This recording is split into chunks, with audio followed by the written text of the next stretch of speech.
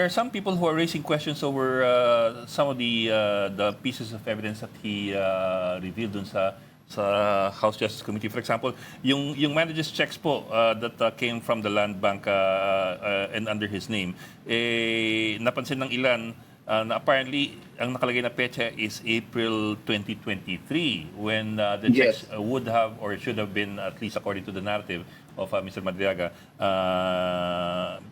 been due in the time of President Duterte. How do you explain that po? Ano po yan ang explanation dyan is this, no? Yung date niyan, April 2023, ang knowledge lang nandiyan is very limited, no? He was, former president called him, ang sabi meron cheque dun sa safe house sa Eastwood. Dumating siya, nandun na yung cheque. Nung makita niya na 84 million sa isang 4.8 ba yan o 4.2, 4.8, nalula siya, natakot siya kasi parang ang laki ng cheque. Tapos, individual pa yung payee. Pag disud yan, normally contractor yan, di ba? Mga housing project yan. Nag-iisip din naman to.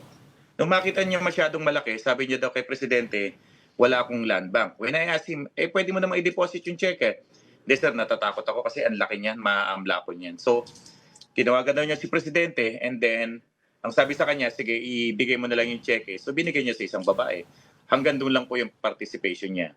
As to the source of the check, consideration, ano man ang mga supporting project yan, whether fake o hindi yung cheque, whether or not mali yung cheque or peke yung mga pirma, wala po siyang knowledge sa ganyan. Very limited lang po. So, but sir, but that might still be a weak point in the testimony kasi nga the date still does not correspond to the date when the president was still the president of the Philippines. Yan po yung napupuna na matindi ngayon, yung 2023. Well, yung Edno, yung trabaho naman niya kay PRRD, hindi naman natapos nung bumaba na sa pwesto si PRRD. Tuloy-tuloy yan. In fact, kahit na wala na si Presidente Duterte, no, nagre-report pa rin siya. The last time nang naputol lang yung pagre-report niya bilang trusted aide ni PRRD, nung lumabas na yung warrant of arrest na yan, July 2023. Hindi na sila nakapag-communicate noon. Kaya yung check na yan, April, nasa labas pa siya niyan. Nagtatrabaho siya, inuutusan siya. And sabi nga niya, kaya doon sa salaysay niya, even doon sa pagsagot niya, sinuli niya agad yung checking yan kasi hindi niya alam kung saan galing yung checking yan. It still sounds to me like a weak link eh.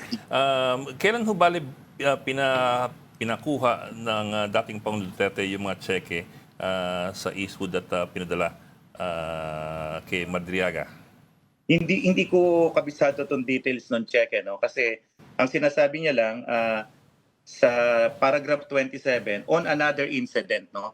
Wala po itong specific date and time. Basta ang sinabi lang sa kanya, may land bank check doon sa Eastwood. Pagdating doon, nakita niya, pinasoli niya ho sa sobrang laki. May takot din po siya sa AMLA. So kung tinanong kanya, nare-recall mo ba yung name ng babaeng pinagsolian mo ng cheque? Hindi ko alam kung napalitan yung checking yan. Hindi ko alam kung na-encash yan. Or hindi natin alam kung peke yung cheque na yan. Okay, but was there Hanggang doon lang po yung knowledge namin doon. Yes, sir. But was there any indication as to whether the Duterte was still a president at that time or whether he had already Hindi na ho to kasi 2023 na ho to eh. Nagkaroon na tayo ng election. 2022 po, di ba? Okay. The other thing is this. I understand that in his testimony as well, he said that Duterte instructed him on 3 separate occasions to pick up 100 million from a bank inside a mall in Lubao, Pampanga. Tama po, naalala ko yan. Yes, sir. But if you do a quick Google check, there's nothing sizable in Lubao that would be considered a shopping mall big enough to house a bank. Did he ever specify where, sir? Yeah. Hindi ho. Kaya meron dyan sa mga list ng banks niyan. He can only describe kung saan niya kinuha, kung saan malapit. Yung bangko sa Pasig, hindi niya na malaman eh. Yung bangko sabi niya, sa Lubao. Kaya sabi namin, ganito na lang. Mag-waiver bank secrecy tayo. That will give the Anti-Money Laundering Council, the NBI na mag-imbestiga.